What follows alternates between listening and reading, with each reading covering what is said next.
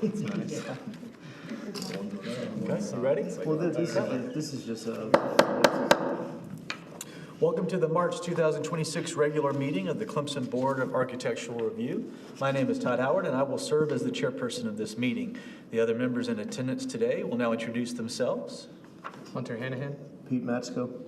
Andrew Neptune. Shannon Calloway. Casey Collins. The Clemson Planning and Codes office staff member in attendance is Jacob Peabody. The recording secretary of this meeting is Rebecca Wilbanks.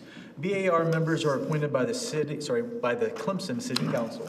The BAR's responsibilities focus on the design aspects of projects located within one of the 5 architectural overlay districts in the city of Clemson. A copy of the agenda for this meeting can be found in the outside lobby. If you are a member of the public and would like to speak regarding a matter on the agenda, you will need to read and sign the speaker's form. On the back of the speaker's sign-in form is a list of things that fall within the purview of the BAR and a list of things that don't. You will be asked for the signed form should you choose to speak. Anyone speaking will be required to stand at the podium, and there will be no speaking from the audience. The meeting will be conducted in the following manner. For each agenda item, the BAR will hear a report from the planning staff. After the staff report, the applicant will be given an opportunity to present their application and demonstrate that it complies with the relevant criteria.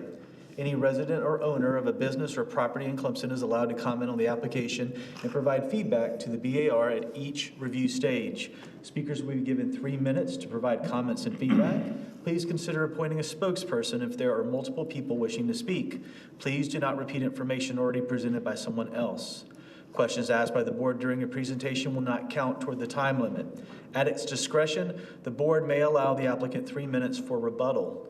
All comments and questions must be directed to the chairperson, who will respond or direct the question to the appropriate party for response.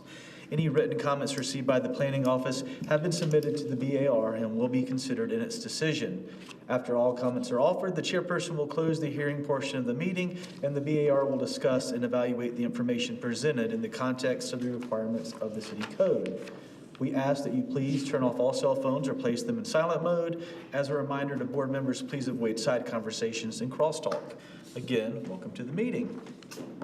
So our first item is to adopt the minutes from our December 2nd meeting. There were just some minor changes made grammatically in the minutes. Everything aligned with what was spoken and said at our last meeting. Is there anybody who would like to make a motion that we adopt the minutes? I make a motion we adopt the minutes. Okay, a second? Second. All those in favor, please raise your right hand. Okay, so minutes have been adopted. So that moves us into our action items. We've got 3 tonight, and then we've got a courtesy review. So we'll start with the first one, 2026 AR01. Applicant Jessica Newton is requesting approval of new signage at 1073 Sloan Street. So if you just state your name and address, and then share with us your information. This is for Spatial Interior Designs. It's located at 1073 Sloan Street, which is in between the tap room and next downtown. I have a design center that's there, been in business for about, doing this for about 12 years. So actually I have a storefront finally, but I am looking to add signage. There used to be a dress shop in this location. It said Threads. Basically taking the same space. There's already a light that was already there and was approved, and so I did present the gold color spatial and the black.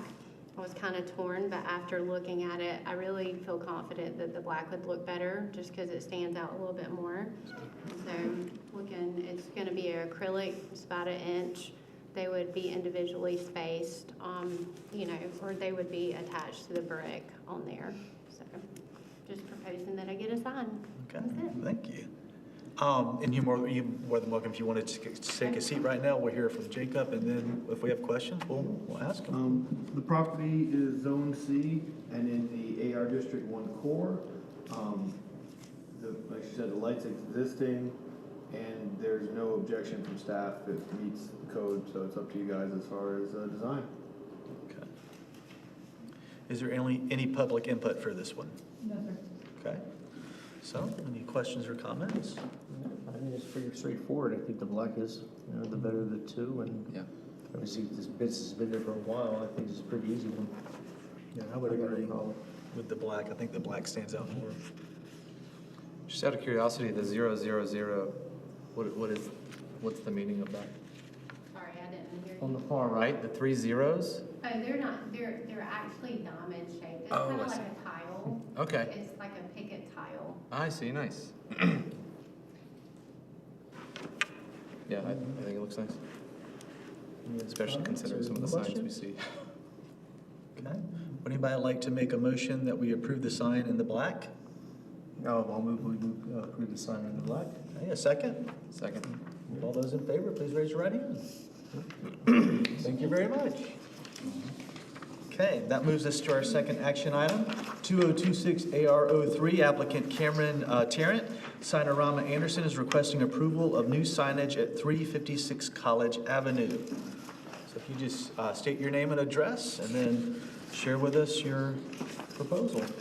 Yes, my name is Cameron Turner. I work for Signorama. We are installing a sign on behalf of Sign Art of North Carolina for client Moda Policing Office in Clemson at 356 College Avenue. Basically straightforward, replacing an existing wall panel, flat wall panel for the Zen Den with another flat ACM panel, 3x4. And then the second one with the gray background, that's on the door? That's on the door. That's just window vinyl, yes, sir. Okay. Thank you very much. Jacob, or? Yeah, again, it meets all size requirements, for both the wall mounted and the, door mounted sign. I don't believe, it's not lit at all? It's not lit, it's just a flat piece of aluminum. Yep. One question, is that door totally, is that door blackened out with the sign on it? Because it looks like it's totally tinted. It is not, it is just to show the representation of the vinyl graphic on there. So the vinyl graphic would be the entire gray rectangle? No, the vinyl graphic would be individually cut out letters. Oh, So the okay. gray is just like the glass. So it's clear, Gray is just showing, representing the glass. and it's clear. It's clear.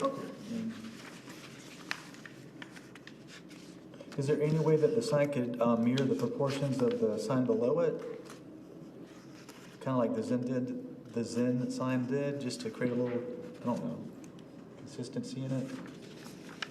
The ordinance does say that signs on the same building should be consistent in form, so you do have that authority to require that.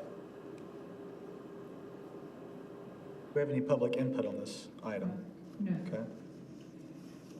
That would be my only interest, is considering similar proportions to the one below it. But Just match the one below it? Yeah. That would be a good motion. Which means it's gonna become more of a rectangle than those kind of square I'd letters. say wider, not taller. Yeah. Yeah. Okay. Is that, okay, Yeah, they're still limited to the, I think it's like 40 square foot size. okay. And I don't know if the other one here south came before that or not, so I'm not positive that That fits that's within that it. side, but, Well, if it you know, if you're fits talking about the within same width, potentially. Yeah, but you can also come down a little Yeah. bit, it doesn't Okay. need to be that high. So as long as it's within those parameters. That's what. I just think, Are there any branding standards for Moda that we need to be aware of in terms of, distances, offsets, things like that within their logo? As far as I'm not aware of that, no. Okay. Just thinking that may drive some of that space around it. Yeah, that's what I was could be an thinking. issue, yeah. So would they resubmit for? That's up to you. You guys can either have it go internally with me after this, or come back, or I can always get it from them and send it around to The you. only change we're gonna want is to match the one below it within the parameters of. I mean, that would be fine if we Yeah. approve with that. And then I'll send you guys an email if it's something weird. I'm Yeah, fine with that too. yeah, I'm good At with least with the width. Yeah, yeah. Do you want it to the same level in the windows? I think you want some distance in between the two. Yeah. Just the same width, maybe go a little shorter, or if it doesn't meet the parameters, but other than that, I got no problems. So would someone like to make that motion with that stipulation? I'll make that motion. Second? Okay. So just for clarity, that would mean that they would just submit the revised proportion to you, and then you would just, Yep, I'll send an email around to you guys and then sign off on the building permit as long as there's no objection. okay? All those in favor, please raise your right hand. Okay. Thank you. Feeling really efficient. This is killing it. First two. Okay. Item number 3, this will take a little bit longer. Item number 3, 2026 AR02, applicant WJ Bev Stand Company, 30 LLC is requesting approval of a new commercial building at 614 Old Greenville Highway. So if you would just state your name and address and then share with us your presentation. Good evening. I'm David Moore, representing Piedmont Beverage Company. We're a real estate development company located in Spartanburg, South Carolina. We're proposing a new 7-brew coffee, which is a drive-through coffee model located at 614 Old Greenville Highway. A little bit more about our building. So we are a very small building footprint, so we're a little less than 500 square feet, and our standard is a modular building with a thin brick facade, as you can see in the renderings. We have a 2-lane drive-through model circulating the building with a pass-through lane on either side. We do currently have right-in, right-out access off of Old Greenville Highway, and then full access off of Skyview Drive. We do have a remote walk-in cooler with dry storage and cooling storage that's located off to the right of the main building. That is also screened with the same architectural facade as you can see here. That's a thin brick finish with the door opening to the plan south.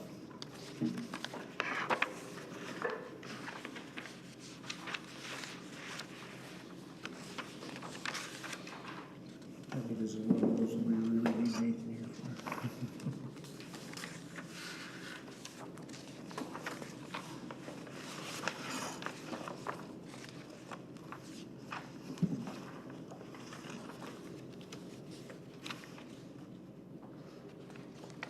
Just for a point of clarity, on the renderings that are the daytime, on the second sheet, you see after that refrigeration section, it looks like there's a part of a build, is that a step up to higher on the refrigeration, or is that, it doesn't look like it matches the, Yes. okay.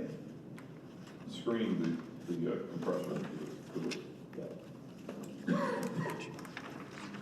And another point of clarity with the nighttime renderings, where is the parking lot lighting? I do not see any of those represented in this. I see that you do have some, but I can't see where they are. So This, basically the lights that aren't connected to the building, you do have lights in the parking lot, correct? yes, we do, and they may not currently be reflected in the renderings, but we do have that shown on the site lighting plan. Okay, and those I guess are the D-Series Site 1 or size 1? Correct. How tall are those? I mean, this is- Those are 15 feet, excuse me, 18 feet total from grade to top of pole. And those are LED downlit? Correct. My biggest concern would be light pollution bleeding into the street behind it, because there is residential pretty close to that.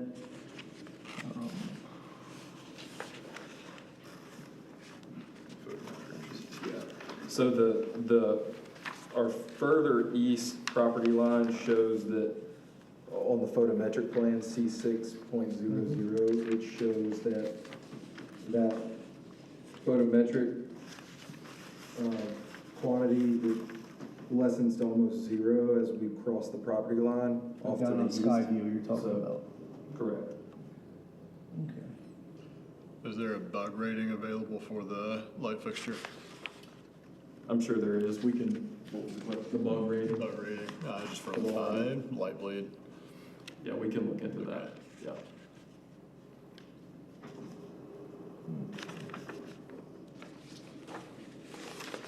I think my only concern would be down Skyview, it looks like. So are these thin brick applied individually, or is it like a precast? So they would be applied, they would be laid like a standard brick, Okay. so. And both bricks are thin brick, the water table and the. That's correct. Okay. And my only other question for you on the lighting is these border lights around it, the so-called rope lights, are they fully enclosed? They are, so if you'll go to detail.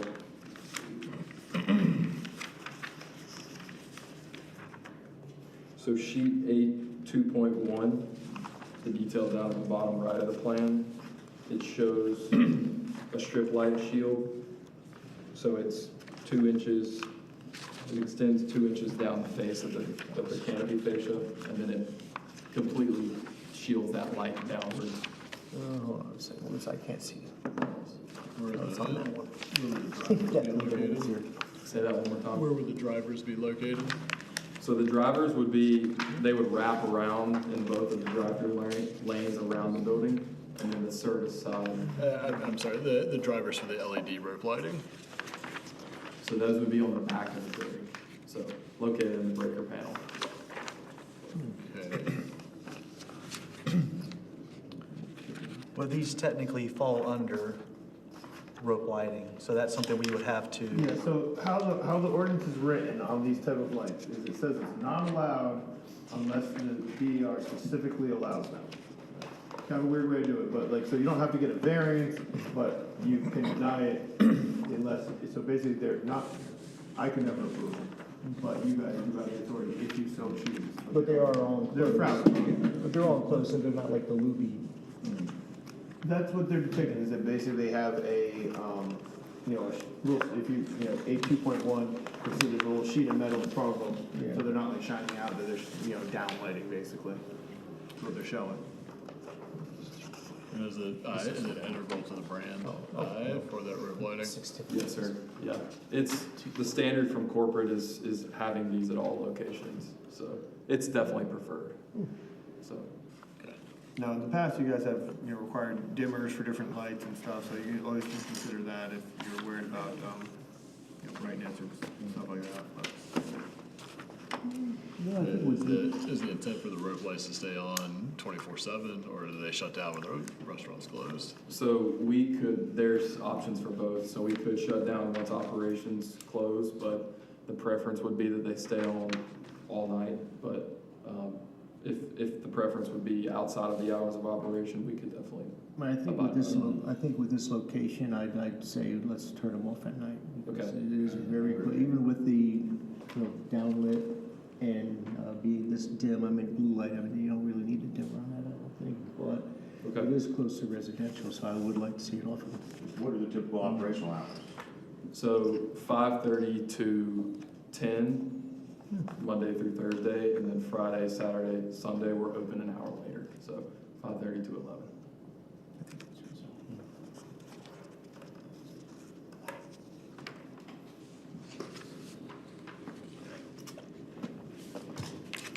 And will you just quickly walk us through the signs? Yes, so if you go to the last included package, so we've got our full signage package that we're proposing. So based off of the code requirements for this location, we've got, starting out with sign A, we've got a 5-foot illuminated disc logo, which sits on the primary elevation of the building.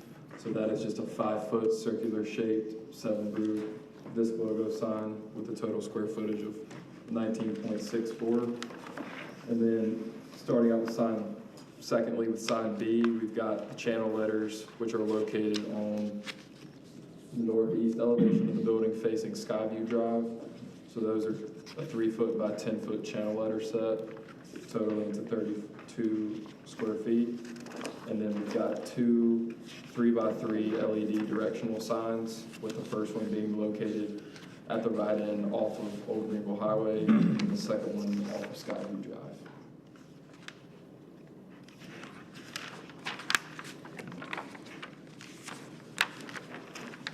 And all of these signs, there's no light emitting from the sides, right? It's all from the front? That's correct. Yes, sir.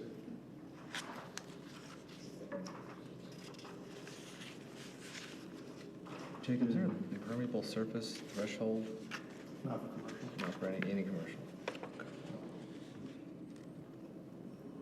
So other than the parking lot lights, is there any security lights? So there is a rear light facing our entrance door, so Is it facing down or?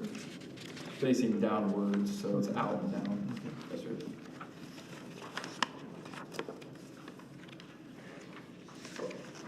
The lights on the, like, over the drive-through, does that stay on when it's closed, when So the canopy lights? yeah, canopy lights? So those currently, the way that we're currently set up, those are turned off after the hour of operation, so. Staff did have a couple concerns with the proposal as far as meeting code. Okay. Well, one, there's 2 planters proposed on the edge of the patio. There's no notes in the landscape plan as to what's going to be planted in them.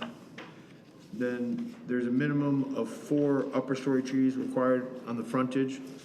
And we don't, there's no overhead power lines, so there's no reason why you wouldn't do canopy trees there. And they're proposing 3 dogwoods. We do not consider dogwoods to be upper story canopy trees. So they'll need to add trees and change the species. The 2 parking spaces adjacent to Skyview, we don't allow parking spaces right up to the road like that unless there is a wall or a berm to separate them. So either landscape berm or wall. I don't think there's enough room to do a berm there, so we'd probably ask for a 3.5 foot tall decorative stone or masonry wall between the right of way and those 2 parking spaces. Okay. Understood. Also, there's a lot of, the bushes along the parking lot are all one type of plant. Usually we like to break it up somewhat, so just look for, we don't like mono plantings, Okay. so. Since Nathan's not here. Yeah, without Nathan here, it's kinda hard. Can we have I'm Tony? gonna start thinking about some Can landscaping we have stuff. Tony review it, or? Yeah, we'll get him to review. I didn't realize Nathan wasn't gonna be here tonight. We have a plant expert, which we don't. Yeah, we rely heavily on. I'm a friend of the gardens, I do a lot of gardening, I would never know half of what he does. I kill every plant that comes here.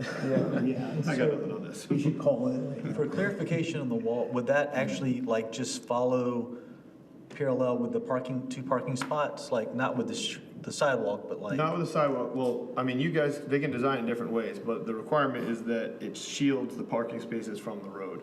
So, I mean, you could cut right along the, curb edge, kinda how that angle goes, or in, a straight line along with the road. There's, they have options of how they wanna play around with it. And you said 3? Yeah, the requirement is either a berm or a 3.5 foot tall stone or masonry wall. Would there be anything stopping just moving those 2 spots back to the angled parking on the east side? Just to get it away from the front? Well, So it just kind of cleans up that whole frontage, so you don't so have this you see wall. how there's like a substantially bigger buffer right at the end of where those angled spots? Yeah. That's because that lot right behind there is zoned residential. Got it. So there's a different buffer requirement for that section than there is the other section. So short answer, yes, there's a reason why you can't do that. Got it. I mean, whether or not they need those extra 2 spots, Yeah, that was my next question. that's up to them to make the assessment if it's worth it to get rid of those spots. 'Cause there are no customers coming inside this place. It is only employees. But if you've ever seen one of these places, they have a shocking amount of employees for a place that is tiny. They're all out in the parking lot handing out coffees and drinks and Yeah, things. So that's up to you guys to do the assessment of what's better for you. Right. Yeah, we did our best to maximize the site parking just based on our site parameters, so the preference would obviously be to keep, we've currently got 7 spaces shown, so the preference would be to keep those. So predominantly, it's all gonna be employee parking. Correct.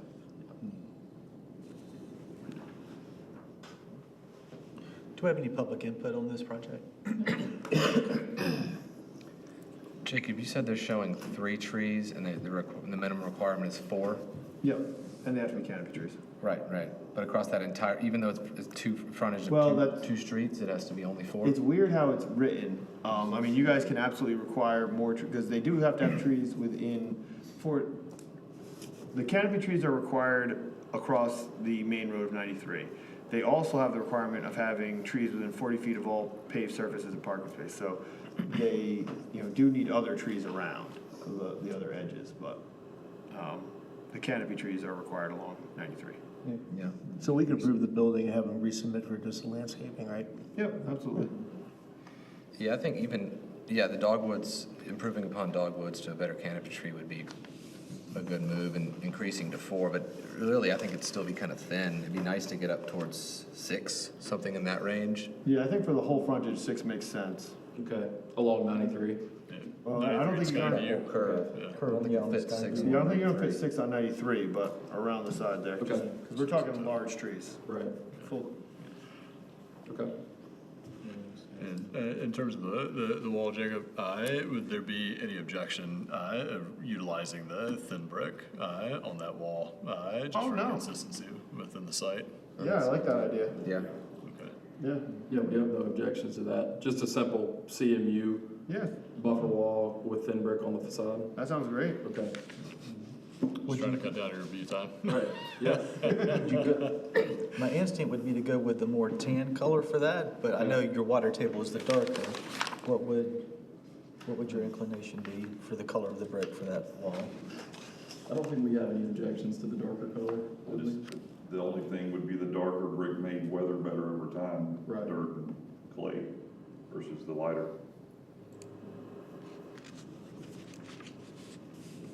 Would you guys like to see some sort of masonry cap on top of that wall, just as I to would. complete? I would like to see some type of, Yeah. it Yeah, something subtle, Okay. not blue. doesn't have to be but, yeah, anything elaborate. I'm just looking at the trash enclosure in the back, how they have Yeah. little gold reports going across the top, whatever it is.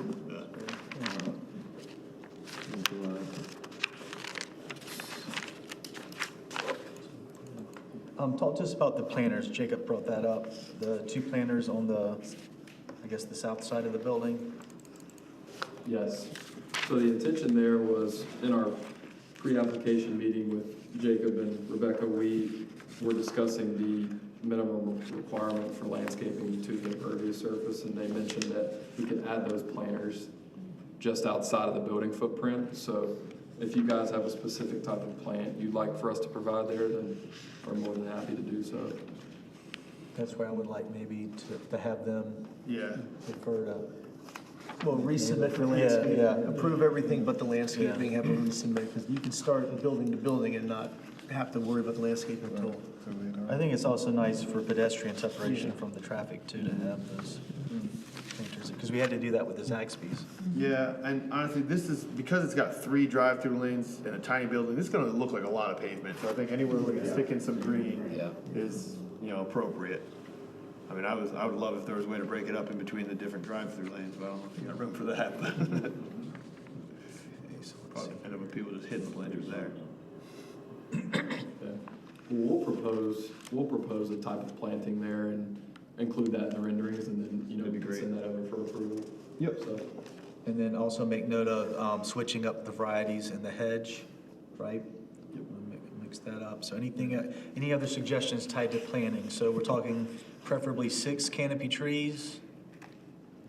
Spec the plants in the planters for us to review. And then variety in the plantings along the roadside. And then, In front of the wall.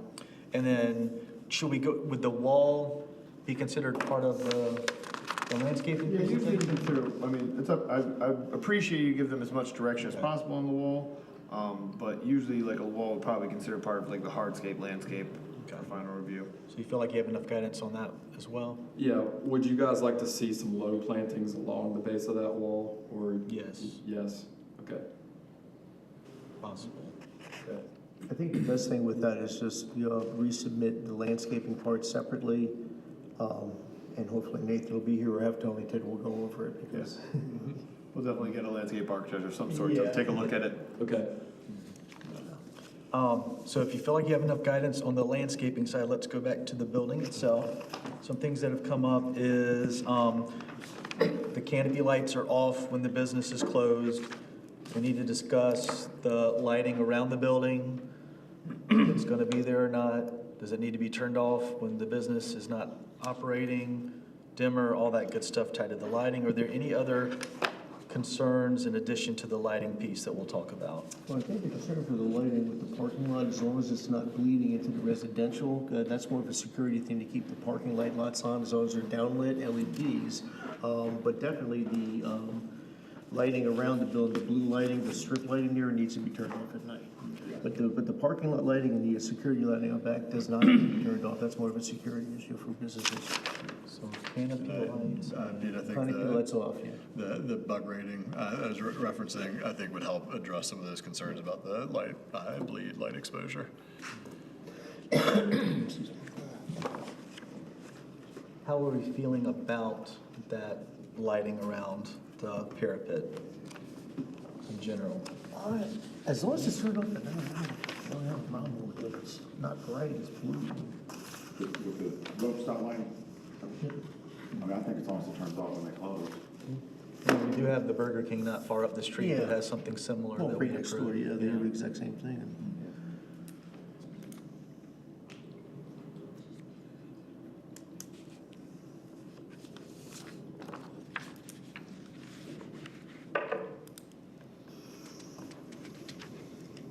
And there won't be any personnel like out in between the lanes, like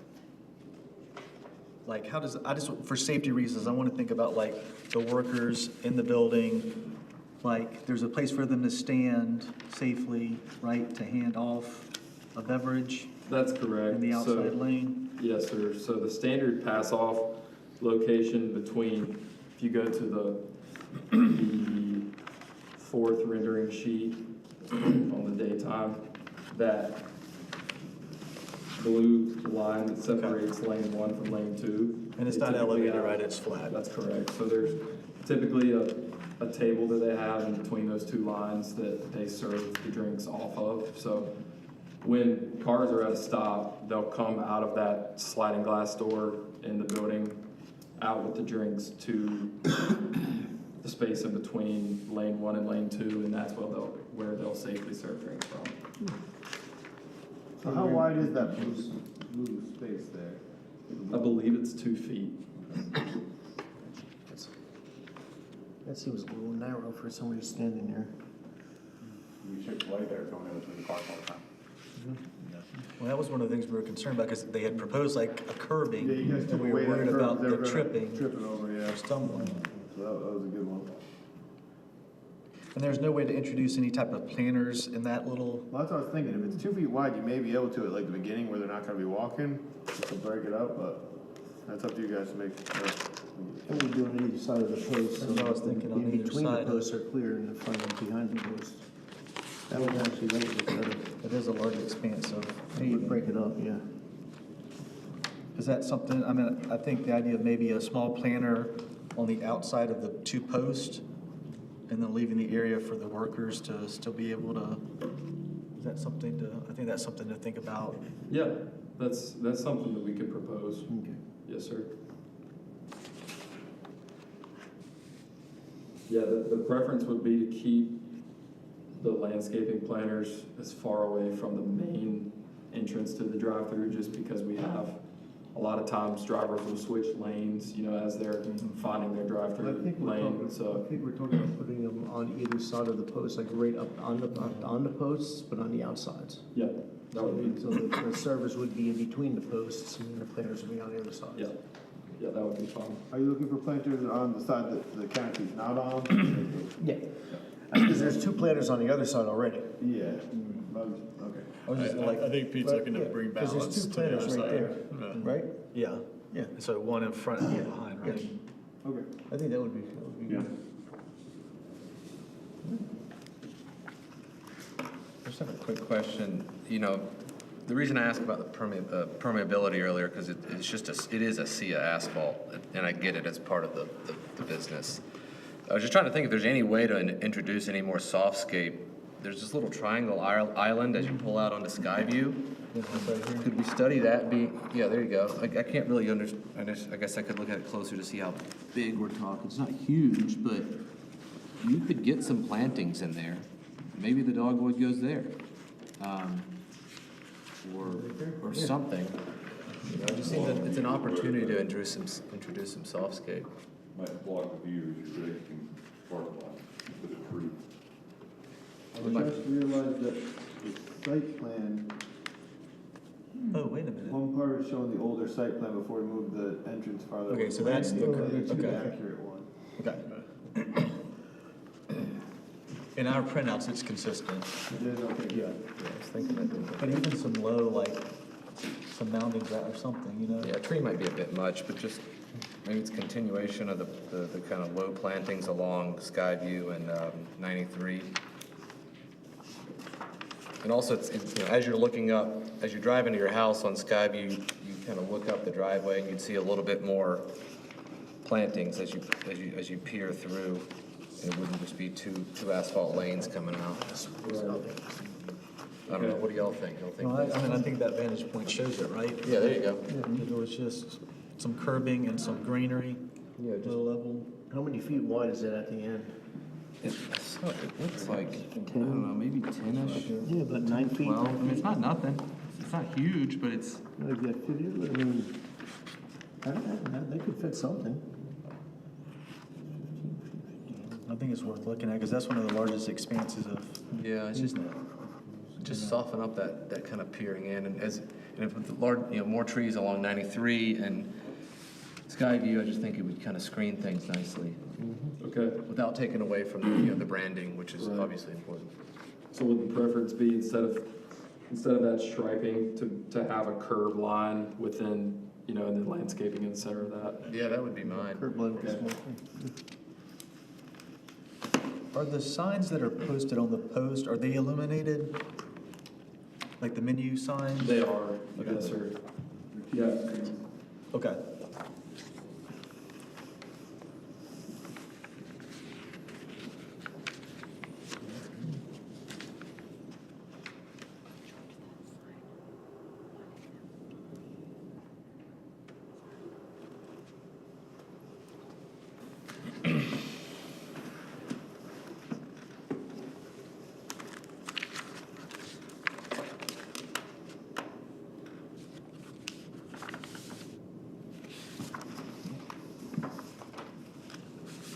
Okay, so as we go back to the building itself, we'll treat the planters as part of the landscaping piece.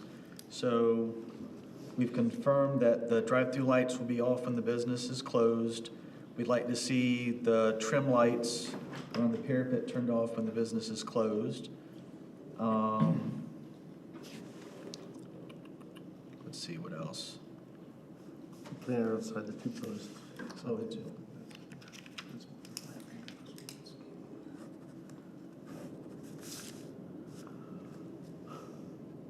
do we need to speak to dimmers at all, just in case as a precaution? Yeah, if you want to. I think it's That's been worth the putting it standard in. that is internal lit signs all on dimmers. It's much cheaper to go ahead and do that versus having to go back in. So let's see. So I think the wall goes in the hardscape. Okay, yeah, so dimmers, off. And that's dimmers for all building lighting? Okay. Because if it happens to exceed, then it's much more expensive to have to retrofit. Okay.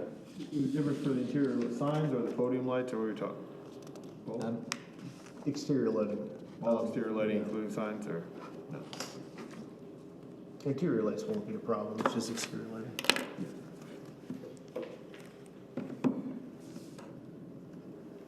There's not What's- that much weight in the, as I said, if you actually logo a sign, but if it's that bright and annoying, you're right on 93, it's a. Is the mortar color going to be the same in both the tanner brick and the darker brick? Like a consistent mortar color? So the plan would be for the mortar color to be a lighter for the, Okay, darker for the, okay. yeah, correct.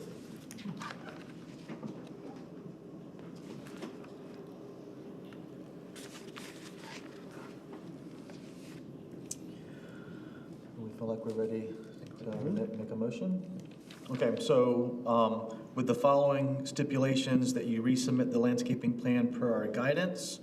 When it comes to the actual building itself, we want to have the stipulations in that all exterior lighting be on dimmers, that the trim lighting and the drive-through canopy lighting be turned off when the business is not open, and is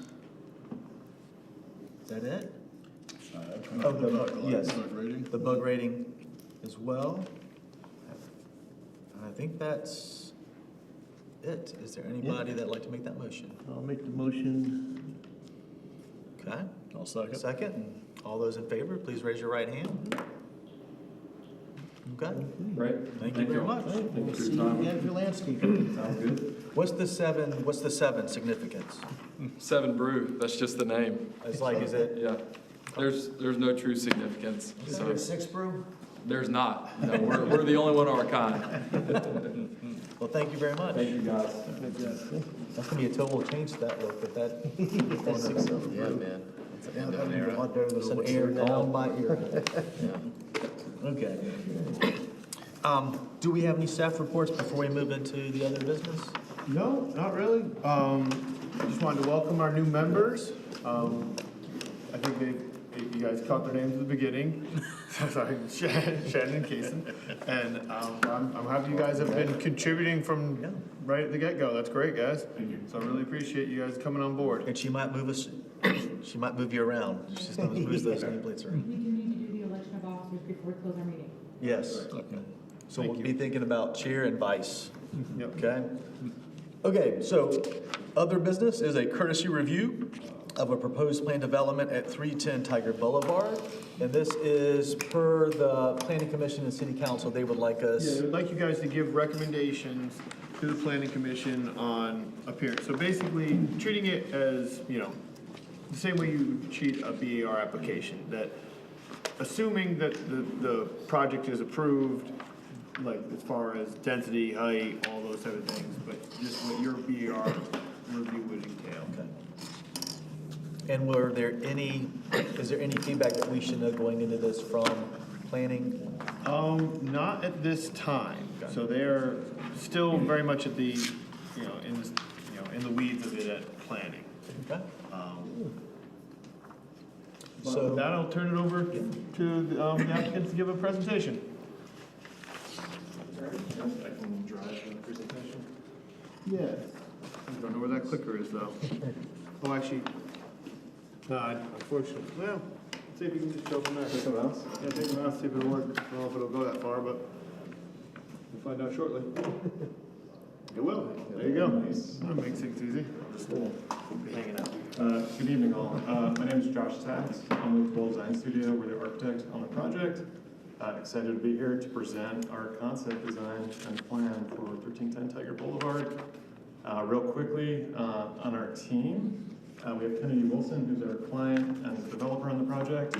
We have Nick Emmerman and Doug Smythe over there, and they'll be available for questions as well. The rest of our team, real briefly, Revel is a retail consultant. We've been using them to help really fine-tune our retail strategy on the project, which I'll explain in a little bit further detail. We also have our landscape architect group, Ironwood Design, and Seaman Whiteside as our civil engineer. For some context, I'm sure you are all well aware of the site. It's close by on the corner of 76 and Tiger Boulevard. I'm sure you're also aware that in the Clemson 2045 plan, this is noted as a mixed-use and student housing prioritization zone, our site in particular, which is why we're very excited about bringing this project to this site, because we think it's part of the greater Clemson vision for this area. Existing site, there's the 4-story Best Western there currently. Our project does not include the CVS parcel that would stay there, as well as the gas station that stays there as well. Real quickly on our site, there are some things about the site which made it somewhat challenging in developing a site plan. So there's a lot of easements you can see in red that kind of crisscross through the site. So that's something we've worked through in terms of the planning. And then also on the backside of our site towards Greenlee and Dupree, there's a lot of site photography there. So there's about a 30-foot differential from front to back, and there's this pretty steep berm on the backside, which kind of limits that area, but we've kind of chosen that to use that as a solid landscape buffer for our design. And I actually have some site sections I can show through there. In terms of our design inspiration, I mean, kind of the ethos we've been going by is contemporary, yet firmly rooted in its local context. We wanted something that feels of Clemson and has the character of Clemson, but has some modernity to it as well. There's a lot of verbiage here, I won't read it all, but some of the things we kind of employed are a lighter color palette, something that aligns with our brand identity for the project. warm contrasting tones. So as I'll show in the renderings, the base has some richer, more earthy materials, and then as you go up the building, we really want to contrast that with some lighter tones that also complement it. Brick or masonry elements, all at the pedestrian realm, really durable materials down low. And we also introduced some more earthy, warmer copper tones that help complement some of the brick tones that we're showing in the retail zone. I'll probably just fly through these to save you guys the time, but really the big point I want to get across is really trying to find something that's has like a sense of permanence and a sense of place was really important in terms of the identity for the project. And as we kind of go through the renderings, we'll kind of see how these are employed through the project. In terms of the planning, we've gone back and forth with Plan Commission a few times in terms of developing our plan. It's changed quite a bit over time. We kind of had a holistic reconceptualization of the planning, and we're actually really happy with how this has developed over time. So originally we had a much more limited retail scope on the project. We had about a little under 6,000 square feet, and we're at today is almost 16,000 square feet of retail. So we think this is truly a mixed-use development now, and we've done our best to make this a retail experience for both our residents and for the greater Clemson area as well to utilize. So just highlighting the retail component of the site really quick. All the retail fronts Reed Street, which really fronts Tiger Boulevard.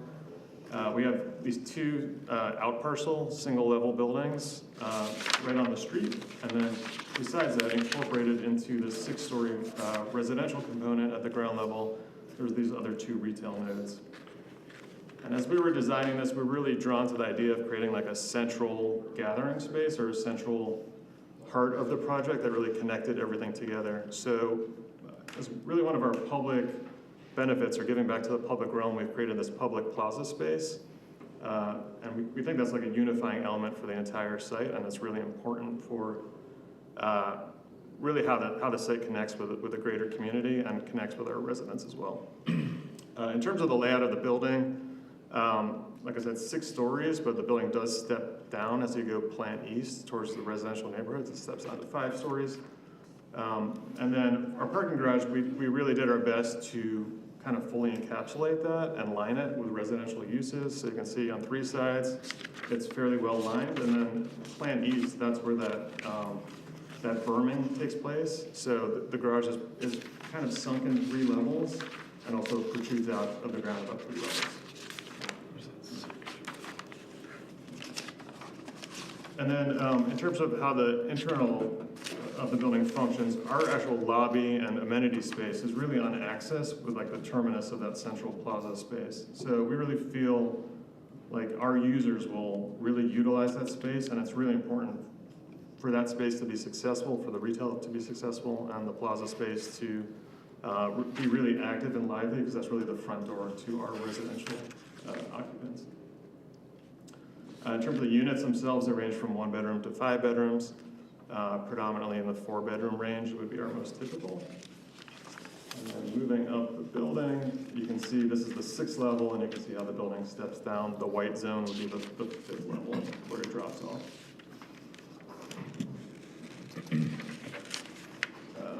Our landscape group, Ironwood, kind of conceptualized what that plaza space can look like, and they really thought of it as kind of like a structured mix between hardscape and landscape. Ample opportunities for seating, whether it's bench seating, potentially outdoor dining spaces. And we really thought about how this can be an active space year-round. And we have lots of ideas on the planning side how we can program that space so it's really functional and really active throughout the year. In terms of the design, the first view is looking from Tiger Boulevard. In this view, the CVS would be on your right. At the front are those 2 smaller out-parcel retail buildings. What we really focused on the retail was kind of creating kind of like a rich character, a lot of brick and mixed with steel and glass. Just something really transparent and open, and something that could really be active. And you'll see in some other images really have some like spill out from indoor to outdoor space. And that was also important to us for views, like on access, always to have like a strong element in your vantage point. So like at the end of this terminus is a strong retail presence, and then that's kind of employed in a couple of other areas as well.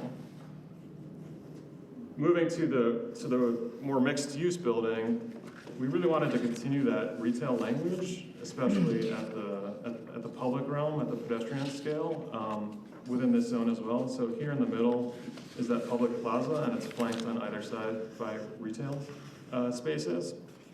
And you can see the language, it kind of matches what's happening at those outparcel buildings as well. And it's really important for us to pull those retail spaces out from the building above, and that's really to kind of buffer the pedestrian user from the upper levels and really be able to give it its own identity separate from the residential. In terms of the residential design, we, that lighter tone that you kind of see in these modules we created, the lighter tone brick, we thought it was important to have contrast from the retail to give the retail its own presence separate from the residential. And then we really try to layer the materiality on the upper levels to kind of break down the massing. So it transitions from brick, it's kind of hard to see my mouse, from brick to this copper toned fiber cement panel to another tone panel product. And it just, I think by breaking or kind of having these layers of materials and tonality, it really helps break down the massing of the building. The next view is within the plaza itself, looking back towards the other outparcel buildings, and this is just kind of gives you an idea of how that space is envisioned. We spent a lot of time trying to right-size that space, not make it too big where it felt empty, and not make it too small where it felt like too tight. And so we really worked hard with Revel, our consultant, to really right-size that space, and with our landscape group to incorporate the right amount of hardscape and landscape. Obviously, like we're 100% open to ideas on that space and what it could be. This is very much conceptual in nature at this point. But here you kind of see that ground level, continuing that really open and transparent retail experience through the plaza. Next view is kind of looking back from that internal drive with our lobby, which is going to be at the rear of that space. And then as you step back towards those outparcel buildings, we have another outdoor zone in between those two. And kind of on axis as well, and at the terminus, we have another retail space that really draws users into the project. And then taking one further step back, this view really excites us from the beginning. This opportunity to have this spill out food and beverage experience between these two spaces, and really just creating this lively retail experience. So overall, One second, Andrew, what time did you have to head out? Yeah, I'm just letting. Okay, sorry, sorry. stop at any point. Sorry, this is very long, I know. So just high level, yeah, just under 16,000 square feet of retail, 225 units. I didn't mention parking. All of the retail parking will be surface parked. We have about 71 spaces in front of the retail zone. And then we have 566 spaces in our garage. The first level of that would be used for retail employees, and the upper levels will be used for residential uses. And then real quick, the building sections.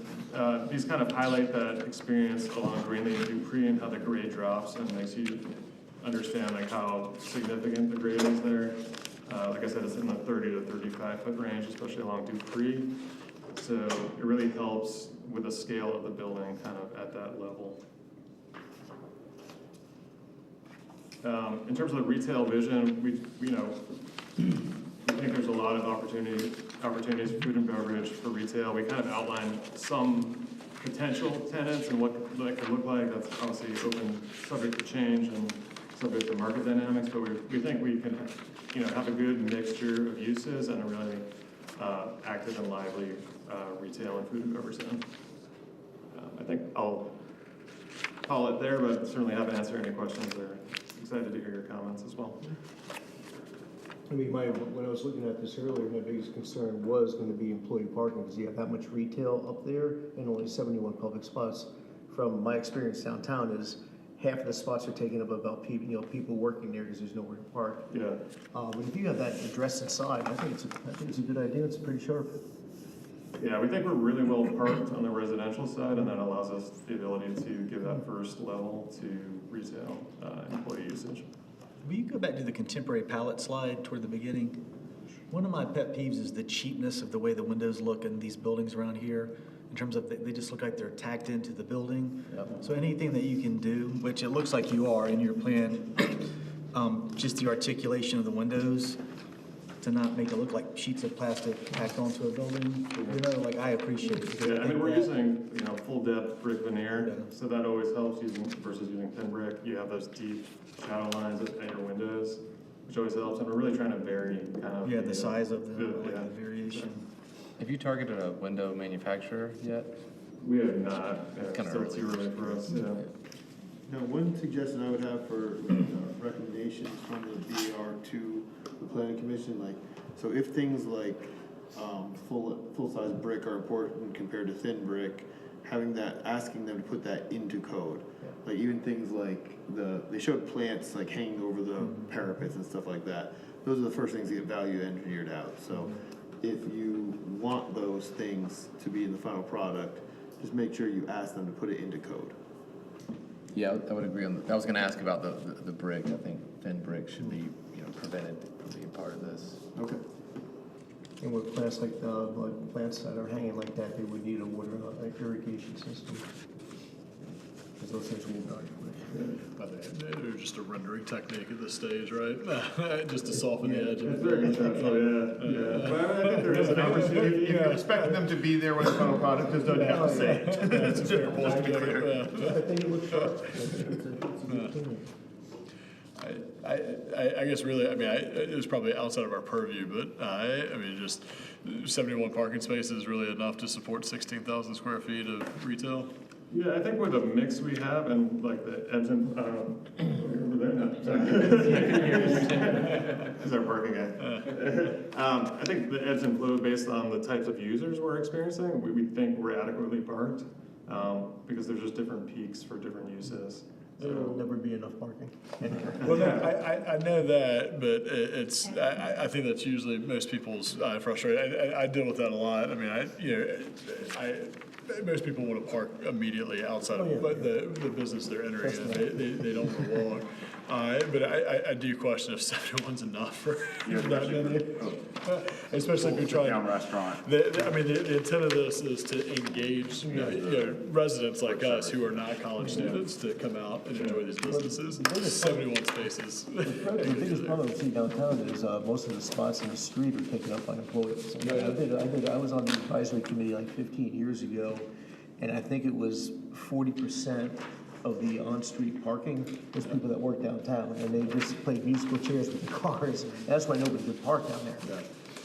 I'm just curious, like how much retail square footage or where Patrick Square kind of stands in comparison, just to get a sense of the parking count that's there to support a development like Patrick Square. Granted, theirs is a little bit bigger. They've got a hotel that they're supporting, and then surface lot parking, and then a couple of MOB effectively behind it. So there's going to have different peak hours. But if you're there at night, it's usually pretty full. There's far more than 71. Yeah. So we had Revel kind of do a parking analysis by use and by time, just to kind of hone in on what they thought like a reasonable level of parking would be. So they actually came up with 60 spaces based on the proposed mix. So like a full service restaurant in the morning is not going to really use a lot of parking, but a fitness and coffee is going to use a lot. So just depending on the time of day and the use, obviously fitness is going to use no parking late in the evening, while the full service restaurant is going to use quite a lot. One thing that was interesting for us, well, for me to learn, was like actually fitness uses are a big parking requirement because like at class times, if you have group fitness, like switching, you have like one whole group that's parked because they're there, and then you have a whole other group that's coming. So just make like we spent a lot of time thinking about that proposed mix and how we could fine tune the parking, I guess. And then also we do think a lot of the users will be residents of the building as well, right? So like you've got 750 students or residents living there to use the retail as well. And I guess the sidewalk connects next door to, Yeah, there'll be public sidewalks connecting everywhere from here. what's a big complex right next Oh, door? Grandma. Grandmark, yes, Grandmark, yeah. I do There's think, existing sidewalk on 76. Pretty sure. Yeah, there's. I do think in terms of the parking garage as it backs up to Dupree and Greenlee, I think the color of that screening to make it recede and be hidden in the trees. Yeah. I mean, the grade helps you a lot, right, with it Yeah. not being as imposing, but, like we did the parking deck behind Bixby, a darker, richer color Yeah. tends to hide in the trees versus something lighter. Sure. Just kind of, I think something with some sensitivity that can help. Because you were talking about like 3 stories by the time it hits. That's right, yeah, three. Yeah, I think we're definitely trying not to draw attention to that, and just having it fade away is kind of the ultimate goal. Yeah, I think you guys did a pretty good job with the parking deck behind Bixby, actually. Considering it's up against a park, Yeah. I think where it is. Hey, speaking of parking, is that walk-ons, has that thing ever worked, that little parking lot? Yeah, there's I have never seen a car on the second floor. Me neither. It's only during like football games. The very that they peak ever of use the it. Well, no, I park in the parking deck at Bixby for football games. I got my golf cart there. I pass that thing every weekend. I've never seen a car in the Right second. now, I've seen it in the bottom, You're but never probably seen gonna it. see it more because they were parking at the Carolina Realty. Oh, that's right, not anymore. So, Yeah. I hear there's gonna be something there. yeah, I heard something about the Realty. I do think anything to give the building a little bit of substantial, like the ins and outs that you're creating, the depths, just to not make it look flimsy, I think is appreciated. Yeah. Have you decided on just kind of the picture framing that protrudes from the facade? Is that gonna be like a hardy structure, or is that gonna like framed, clad in hardy, or like metal? Like aluminum panel or something? It'd be it's on the materiality page. You could. Kind of up. These windows over here? No, keep going. If you go to the contemporary palette page. Oh, the protecting trim that's shown in the. Yeah, that might just be an inspiration image, sorry. I don't know if that's an actual. Oh, this? Yeah, is that just an inspiration image, or is that? It's an inspiration, yeah, that's not an actual project, yeah. Okay. We've had mixed success on incorporating those frames. I think for us, it's more just having that masonry module incorporated into the project. Yeah. More so than the frames themselves. It's pretty high up on the building where that kind of condition occurs. So I don't know if it's such an effective use, but what I do like about those modules is just like I said, having that deep shadow line at the glazing is really helpful. Yeah, that goes a long way for kind of permanence. Actually, this is a good spot to pause. I was gonna just comment on materiality. It looks like red brick is the predominant choice at retail. That's kind of the defining material there. I mean, and then from there, as you move into the residential areas, there's I guess it's mostly hardy and brick and stone. That kind of this. That's right, yeah. I mean, the lighter tone that you see of this frame condition, that's brick. Right. That copper tone is a hardy panel. Yeah, I mean, really, as you pull further back and you're drawing less attention to yourself, it really transitions to more of a panel product. Yeah. On the far left, that kind of white tower-looking volume there is really catching my eye. I think large expanses of hardy sheet good, anything you do, it's gonna look cheap. Like, I've just never seen it executed well. I'd like to see it broken up in another way, and not just with more jointing, but just, I don't know, I think this is an elegant design. I think it's nice. I think it's a departure from some of the stuff that's on College Avenue that was before my time. And I just think there's something special happening here. Yeah. And it'd just be nice to see that language continue a little bit more into that tower shape. And also, it's hard for me to visualize the darker hardy sections. I can't tell if it's kind of like trying to go for It's more kind of a core 10 look or not. in terms of tonality, yeah, it's more of a board and batten sort of application.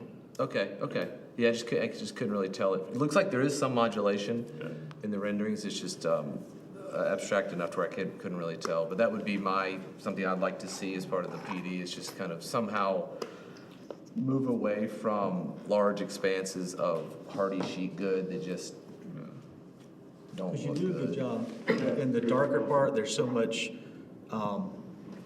trim, it gives it some, but I agree, I meant, the way it's rendered now, it looks really nice, but when you actually see the hardy plank, you start to see the inconsistency, it starts to look a little, Yeah, you see the screw holes where they patch and stuff, and it just, and it sucks up the paint. yeah, and you inevitably get a little bit of oil canning to it. I wonder too, if it's not the materiality, if it's maybe the color or kind of the lack of depth, sort of the form on that. Yeah. It may be part of what's drawing your eye to it. Yeah, I think it's a departure from everything else you Right. see on the screen, so I don't That's what the sun disagree. does. It might be like, after you turn that corner, that might be the time to flatten it out. I figure when the sun's out and it's bright, it'll be more of a contrast too, so. Do you plan on that upper space being occupied at all, the part that juts out, the commercial space? Would that be occupied space above, like a terrace or anything? It's not intended to be Okay. terraced. No.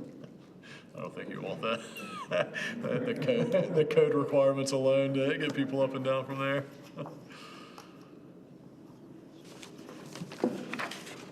So we will submit a more formal kind of feedback to the planning commission, correct? Yeah, basically, the request would be like you got write kind of a letter, Okay. if you want, or I could, draft up something. And, So if I drafted something based on what we said yeah, tonight, based on what you I said could today, share that with. and then share it with me, and I'll send it over to the planning commission, if everyone's comfortable with that. How many parking spots are you in the deck for, people that work in the retail area? You said 100 or just? Well, it's 566 total. I don't. We haven't found the number yet. Not fine yet. Yeah, About 50, 40, 50? yeah, it's in that range. That should be about adequate.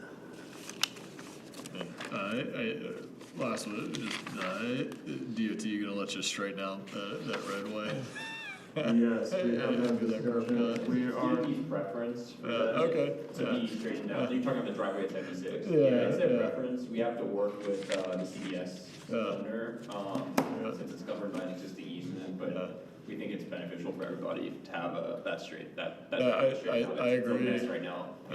I agree, I just always assumed it was one of those wonky DOT requirements that it landed where it Yeah, landed. They prefer a straight driveway there. Yeah. Alright.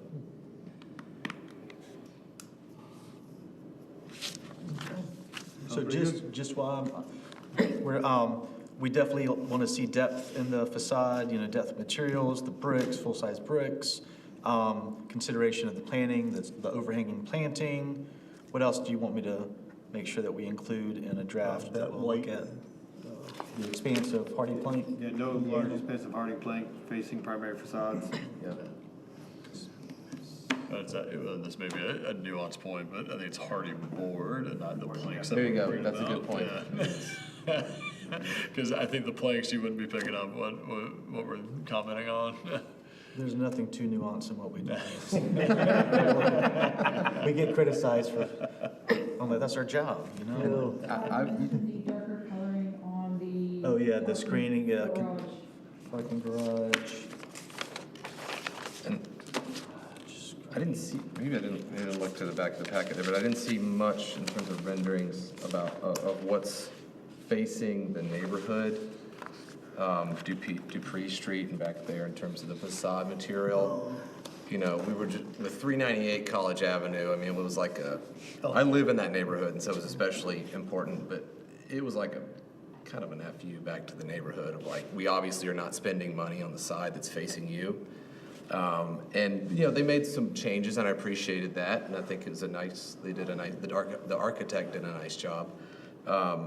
It'd be nice to see that same gesture to this neighborhood. I don't know what the reception's been like within the surrounding neighborhood. They're concerned about it, mostly more about the traffic concerns and everything, but Well, what's kind of interesting about this one is they're not gonna see the lower levels at all. Well, you got the trees So I on don't the know, back. I don't know if you Well, that helps. Yeah, on this side, I don't know Yeah, about yeah. over here, but over Yeah, here. it's you pretty see- heavily vegetated along the back, but I mean, I think we're trying to take the spirit of what's done on the front. I mean, certainly we're trying, it's not a street-facing facade, so we are, trying to pare back the design a little bit there, but still trying to keep the Yeah. spirit. Yeah, just some continuation of language. The architect of 398 was to able to kind of simplify the brick, but carry it around to a certain degree. And I think it made me, it was a gesture of care that I felt went a long way architecturally for that Do you project. have any renderings of that side? Just a Not regular, currently. just kind of, It is I kind got you. just the massing of it. We did, one of Jacob's initial comments on our initial PD submission was especially along Greenlee to add articulation there.